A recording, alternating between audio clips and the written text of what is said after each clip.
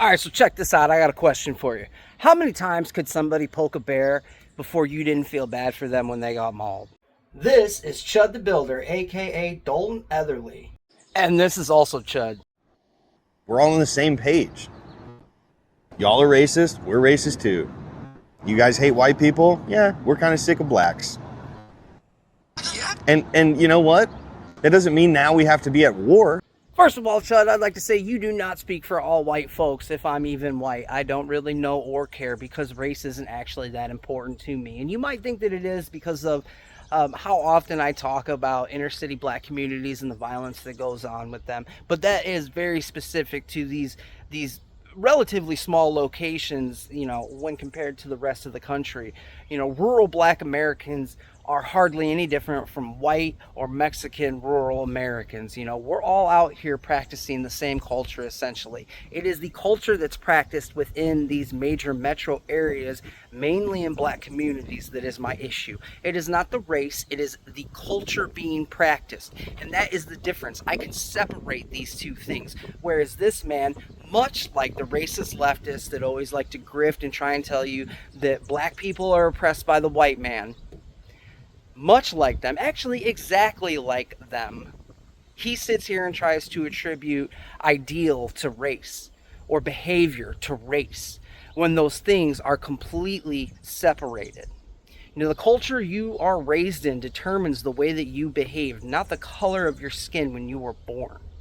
Now, if, this right here, just him online saying stupid things like that, if that were, the peak of his behavior, his actions, we probably wouldn't be talking about him. I probably wouldn't take the time to comment on this because it's a pretty short clip, but that isn't all that he does. In fact, what this man's real bread and butter is going out into public, finding black Americans to confront, and then using racial slurs against them and acting like they are the irrational ones when they have a negative response. He has been intentionally going out and trying to instigate confrontations with black Americans by calling them the N-word directly to their face and then saying they're chimping out and posting it online for views. And if you're one of these folks that consumes his content, trust me, I'm not for you, because I think you're an idiot, because it is the lowest tier common denominator content. There is no intellect to it.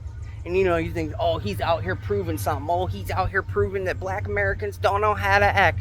Buddy, why don't you go out, you yourself go out and pick out a white couple and start telling the wife, oh, hey girl, you got some nice what's up, nah, screw you, dude, and see if you don't get in a fight. And then you got all these idiots talking about, oh, it's free speech, the First Amendment protects him, he's allowed to say this. The First Amendment protects you from the government, from punitive action from the government. You cannot go around disrespecting your fellow man ad nauseum and never expect to face some sort of violent confrontation. If you think that you can, you fundamentally misunderstand human nature. Now, I'm not saying that him going out and saying these things to black Americans justifies that black American and violently assaulting him. Not necessarily. But at the same time, the same people that are spewing that sort of defense are the same type of people that always like to say a lot of people have never been punched in the mouth. That is this exact situation. This dude thinks that he can go out and disrespect people with no consequences. No.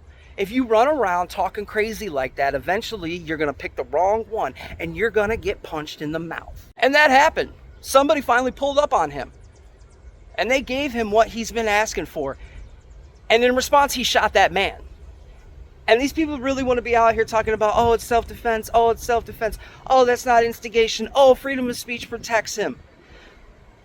Let's talk about human nature.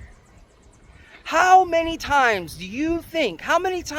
could you watch a man poke a bear before you didn't feel bad for him when he got mauled? And what we really need to talk about is personal responsibility when you decide to carry a deadly weapon out in public. If you are concealed carrying a weapon, it is your responsibility to be respectful, to be courteous, to try and avoid confrontation when you can. It is not your duty, it is not your right to go out and create confrontation so that you can create a situation where you're able to use that firearm. That is not self-defense. And if you think that it is, you fundamentally misunderstand human nature, you fundamentally misunderstand self-defense laws, and you fundamentally misunderstand your right to speech and carry a weapon. Now, I'm not saying that the guy that attacked him is a good guy. Matter of fact, to me, as far as I can tell, there's probably no good guys in this situation. So you really shouldn't be defending either of them. And I'm not in any way defending what that man did. What I am saying is that I understand what that man did, because if you did the same thing, or if someone rather did the same thing to you consistently, if they're out here confronting you and disrespecting you, eventually, I mean, unless you're really a coward, eventually you're going to respond. You're going to shut that person up. And if you're one of these folks that talks about how, oh, people are too comfortable on the internet talking smack, they've never been punched in the mouth, all these people, they need it, shut up. If you're one of those folks saying types of things like that, and then you're turning around and defending Chud, saying that was self-defense, saying that he was violently attacked and didn't deserve it, just shut the fuck up.